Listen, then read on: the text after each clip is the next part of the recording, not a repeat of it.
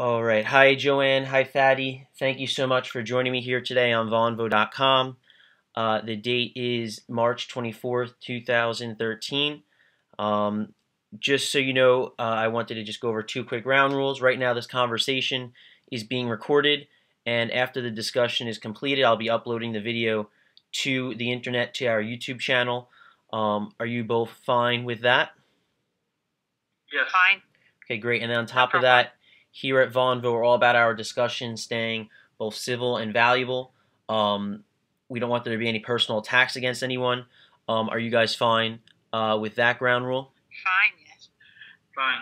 Yes, All right. great. Yeah. Great. So why don't you Don't guys? intend to insult anybody. So why don't you guys take off where you just left off, and regarding Hamas and what you were hearing before, Fatty. Well, Okay. Earlier before we went on here, Joan was saying something about Hamas, and she believes that they are the problem. Well, I just want to remind Joan that in 2006, there was elections in the West Bank and Gaza, and surprisingly, Hamas won. Now, I am not a supporter of Hamas and ideology that they espouse.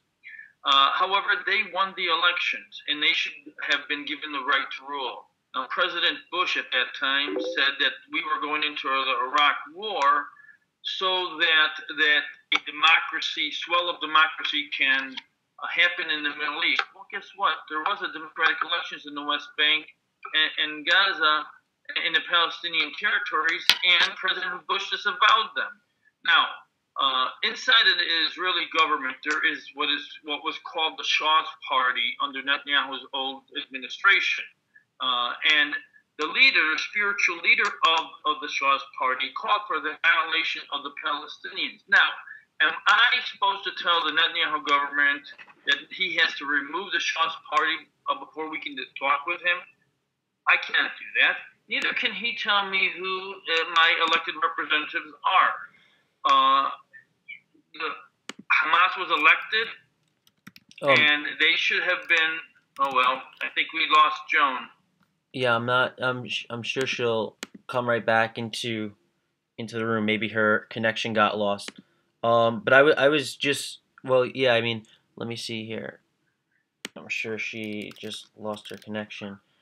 Joan, there. I was following you, and I was actually interested to hear what you're about to say. But if you want to wait until Joan probably exits and re-enters. Yeah, I wanted to wait till. Yeah, no problem.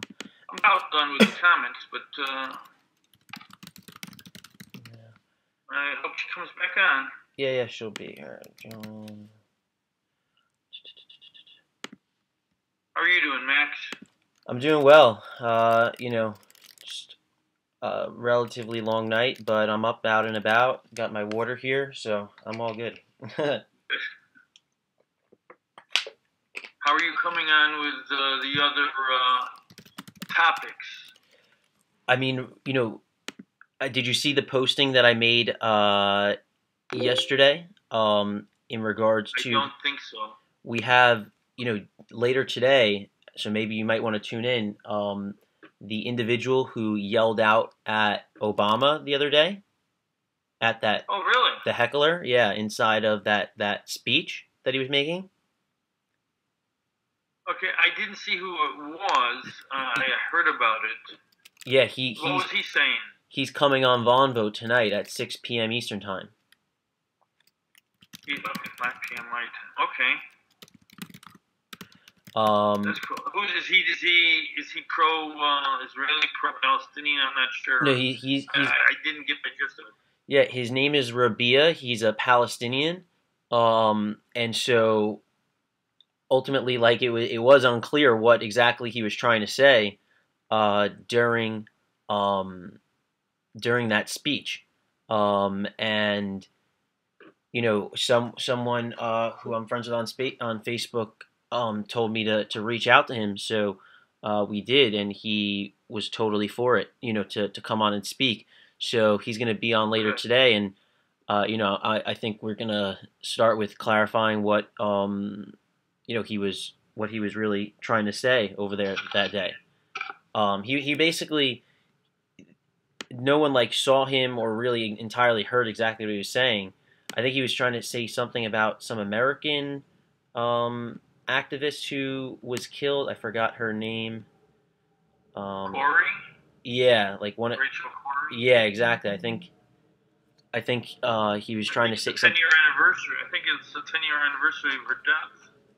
Right, so I think he was trying to say something about that and at the president, and you know, I guess I'm assuming he got like thrown out of the theater at the time, but I know he's been interviewed by a few people, and I'm assuming he's just trying to speak his mind ultimately, right? So he's going to come on later today, and I'm hoping that some guests such as that we can maybe build some hype around, and I think I'm going to hopefully have him come back. What's up? If his point was to raise awareness about the American who was killed by the bulldozer, the American bulldozer, I think he came across. He was interviewed. If he's coming on Vonvo and other media outlets, I think he's made his point. Right. Yeah. Exactly. So sometimes to be unorthodox is good. Sometimes you have to be a little radical. About 30 years ago, I read a book called Rules for Radicals by Saul I think it's Lewinsky. Mm-hmm. Have you ever heard of that book? I have not, no.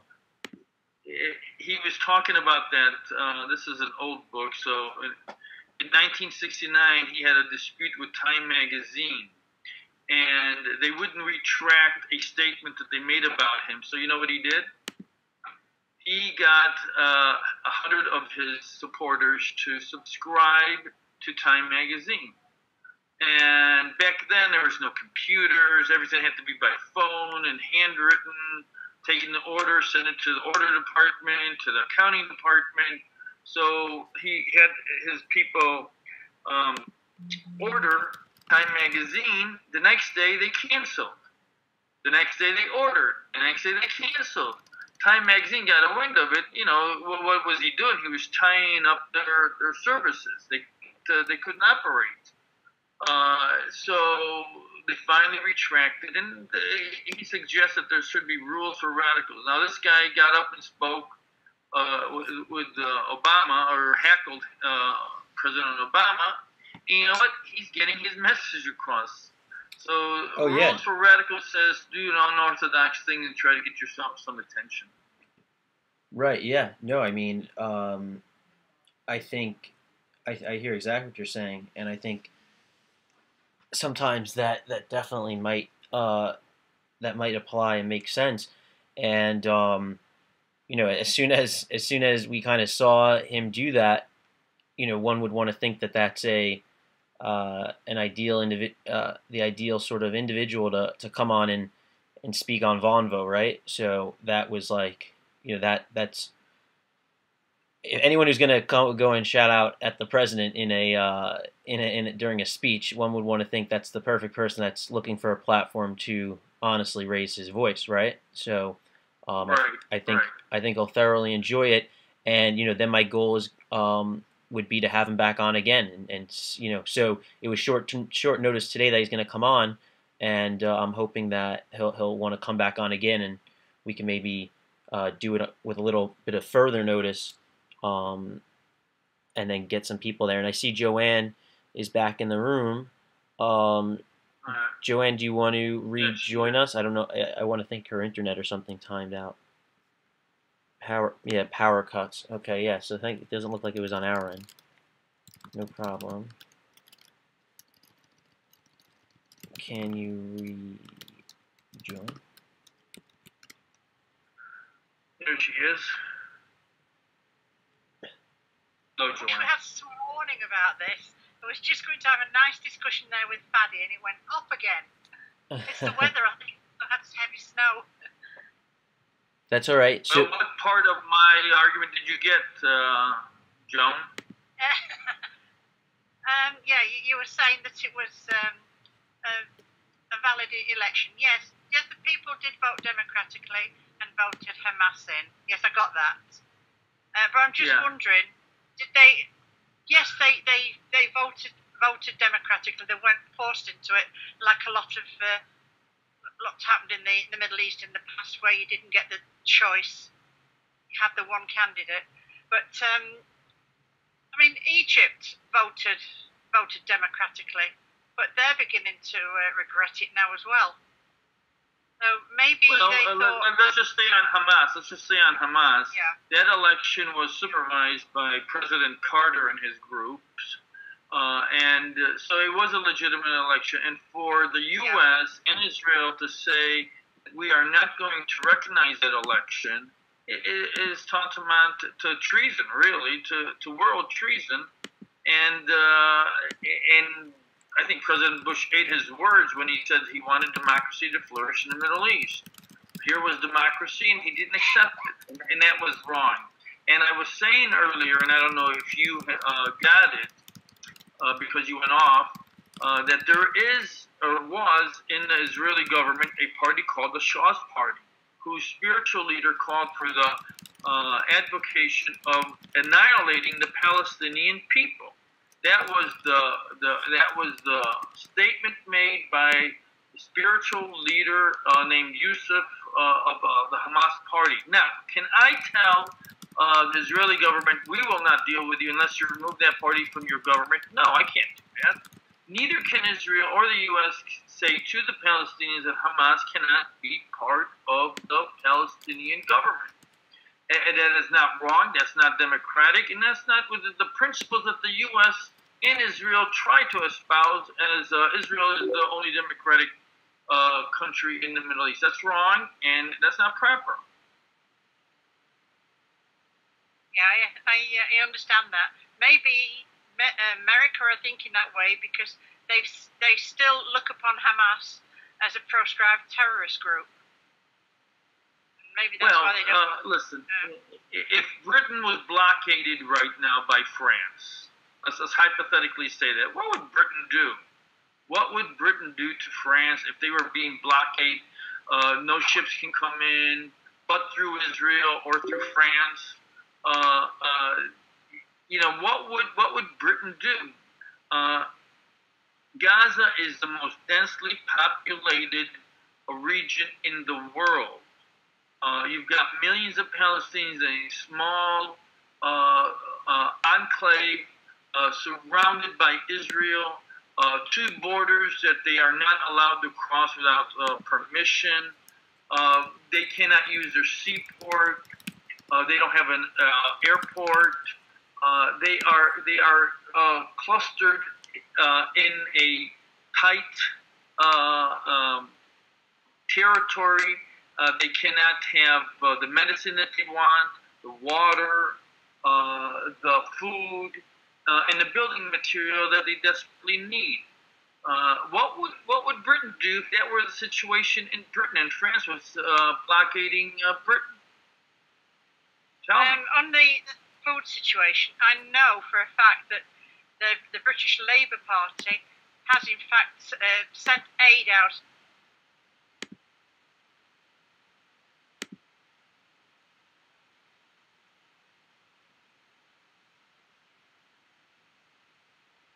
Say I'm all for the Palestinian people. You're right. You've a right to a state.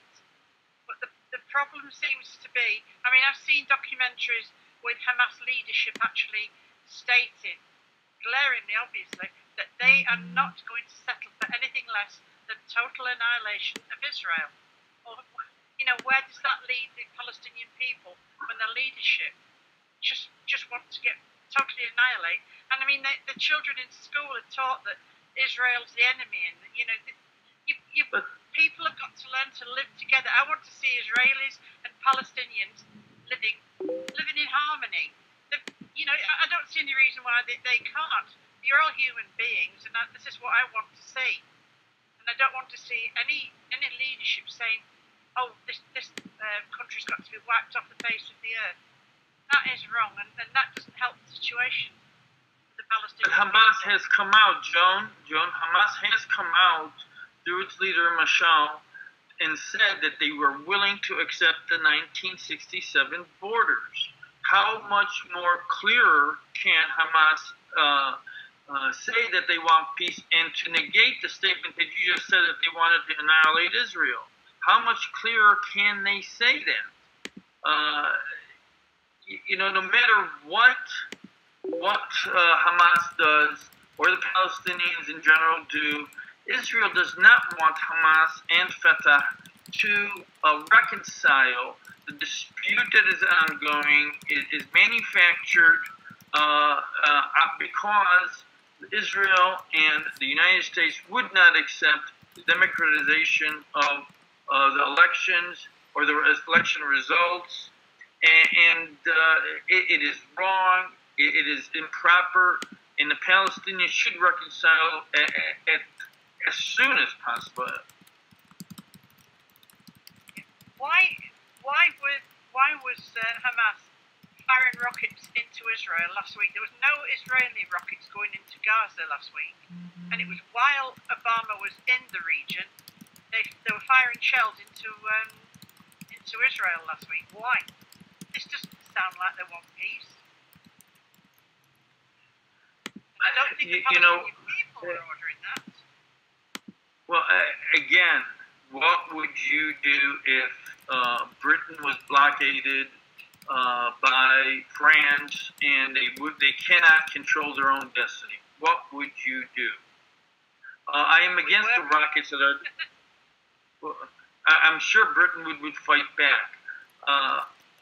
Again, I am not supporting the rockets launched into Israel, but I also don't support the Israeli invasion of Gaza in 2008 and 2009, and the recent problems they had late last year. Again, to say that Hamas does not want peace is absolutely wrong. They have come out and said that they will accept the 1967 borders, but no one seems to want to repeat that. At least in the Western press, no one is repeating that. No one is accepting that. Why? Because they want to make Hamas as an enemy, and so that they can drum up their own war machines and produce more and more weapons. I'm just looking to see if there were any questions for us from the viewers there. I can't see any.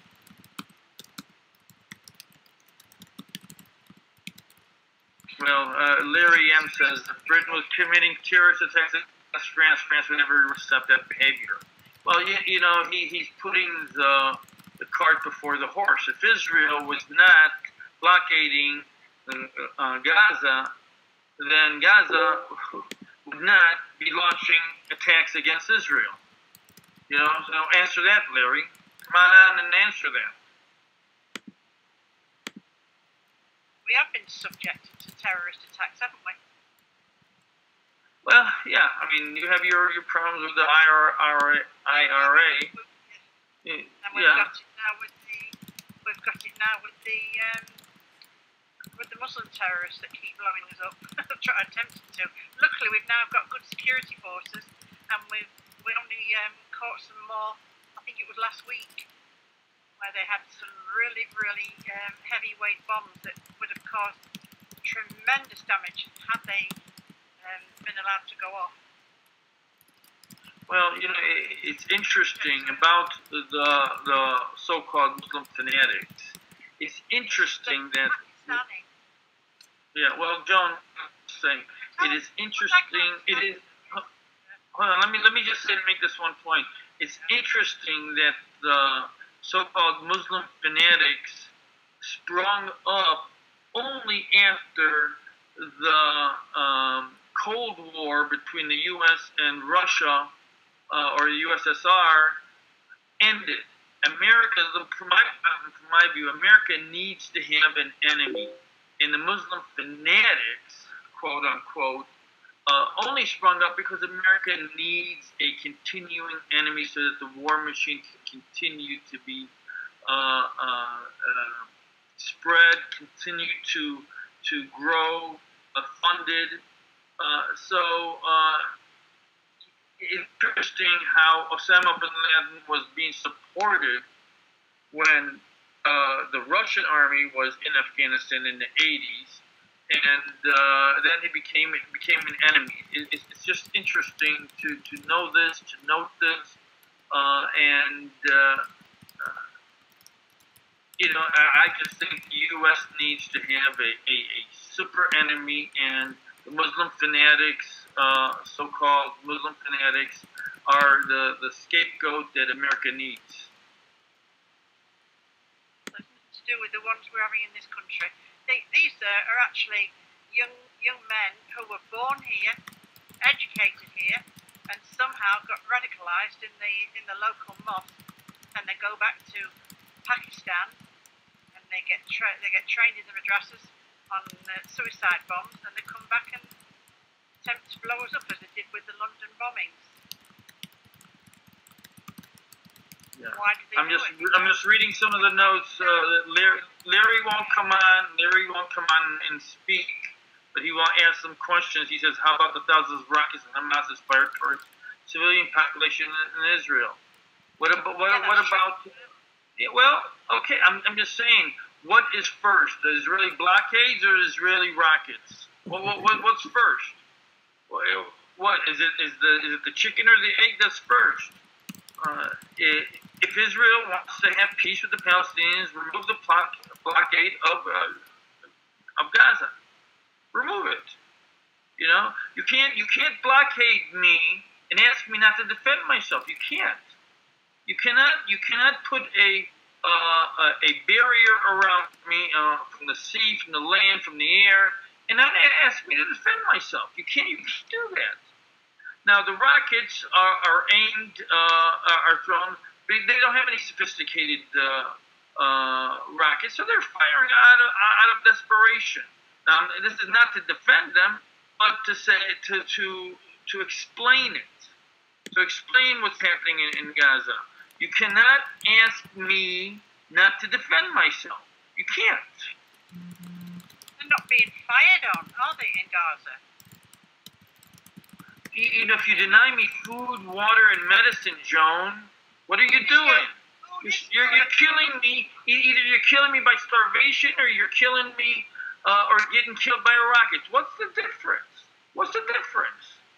Paddy, food is getting into there. I've seen the shops there, and they have plenty of food in the shops. And also, when it comes to medical supplies, Palestinians are going into Israel, and they're having very good medical care. Mothers are going into Israel to have the babies, Kidding me, Joan, read up on this. You know how many pregnant women were denied entry into Israel for medical care? They're delivering their babies. How many children have been born on checkpoints from the West Bank? Read up on it.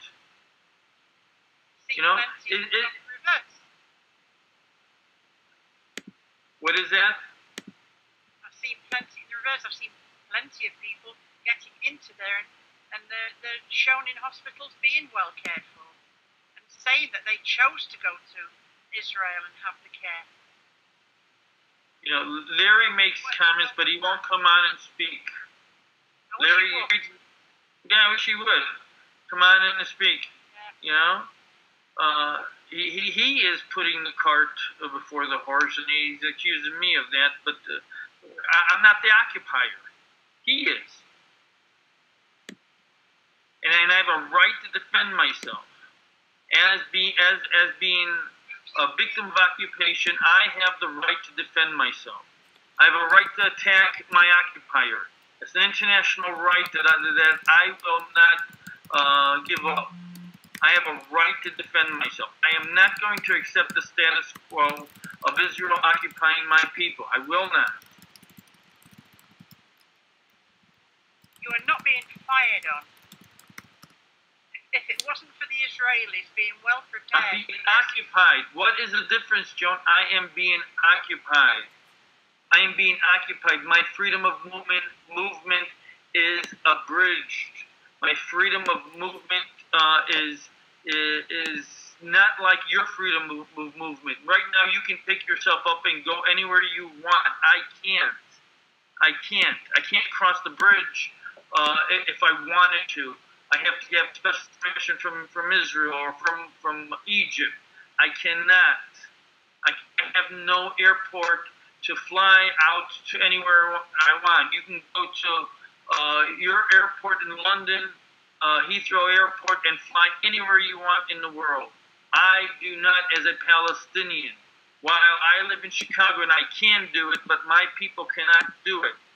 They are being occupied. They have a right to fight, and they will not give up that right to fight. We have quite a few Palestinian refugees in this country. People are getting out, but why aren't something being said by the Palestinian people about your people being massacred on a daily basis in Syria? They're refugees and they're being slaughtered in their hundreds. I agree with you, and Assad needs to go. I agree with you. Nothing is being said about that by Hamas. Nothing is being said. Nothing is being done. Why isn't Hamas trying to do something to save the lives?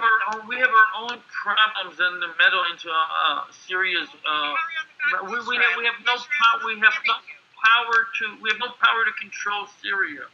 Palestinians have no power to control or to do anything with regards to Syria. We can't control them. We can't influence them. We can't do anything. We have our own problems. Palestinians have our own problems with Israel, and we are not going to meddle into any other affairs. Yes, what is happening in Syria is tragic. Assad needs to go. He needs to stop massacring his own people. He needs to be democratic. He needs to be removed. All that is, I agree with, but we have no influence. We have no power to do anything in Syria. Yes, we can speak up, and we should.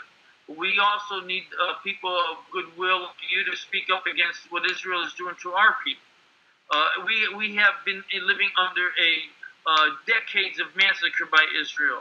The checkpoints that they do humiliate our people. They control our movement. The wall that they built up is an apartheid wall that divides our people. We have cousins on both sides of the wall that can't see each other. We have our farms on one side and the people on the other side. People can't cultivate their own land. They can't grow things. So we have our own problems in Palestine that we need to attend to. Again, we can't influence the events in Syria and call it tragic, and we need to speak up about those events, but we can't influence them. Hamas have got fighters. Why aren't they going over into Syria and trying to save Palestinian men, women, and children? So many of the we have our own fight to deal with where we're at. We can't export fighters. What are you talking about? They export fighters. You're not being fired on. First of all, they can't get out. Of Gaza. So how are they supposed to go there? Okay.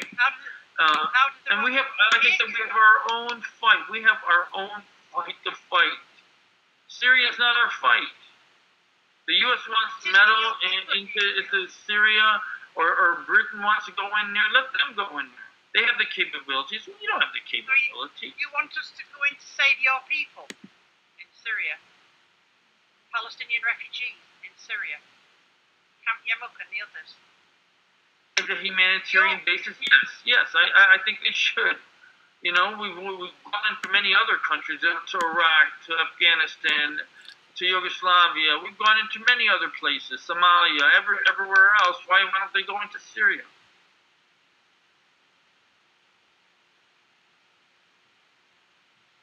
Made a big mistake. My power's flickering. I hope it's not going again. The thing is, they were peacekeepers in some of these other countries, and that's no good. It's horrible when you just got to stand back and watch people being slaughtered. There should be some way of helping those poor Palestinians. They shouldn't be part of the fight in Syria. They were there for humanitarian reasons. You know, Larry. Yeah, excuse me. Larry keeps making comments, but he's afraid to come on and speak.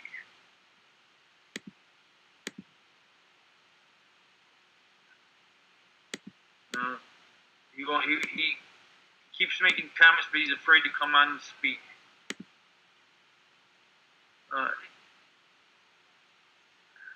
aren't nations around Palestine giving you some assistance? Nobody's helping you, are they? You've got your Arab brothers around, and nobody's doing anything. Well, that's another tragic situation. Yeah, we Palestinians have to stand up for ourselves. We need to unite. We need to economically hurt Israel, because the status quo cannot endure. We have politically organized. We have to take Israeli leaders to the International Criminal Courts. We have to do a host of things against Israel to end this occupation once and for all.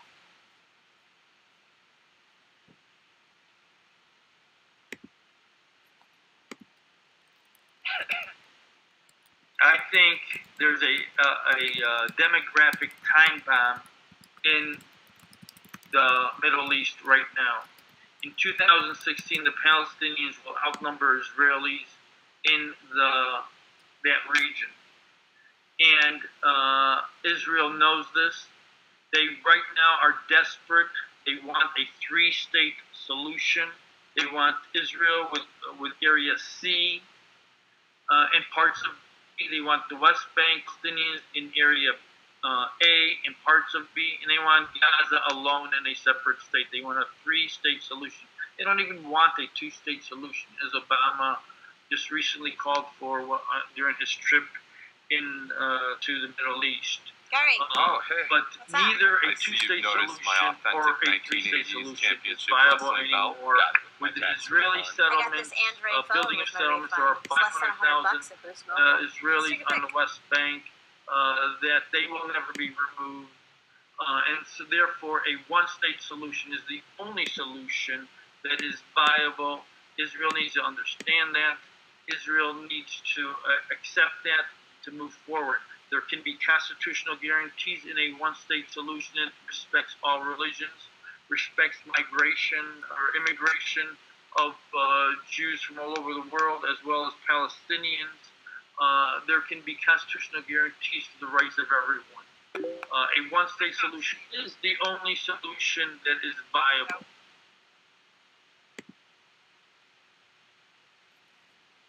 Hamas refused. I don't see it's viable. Not when Hamas have stated very, very recently they will never allow Israel to have their own state. John, why don't you talk about the Shah's Party, SHAS? Look them up.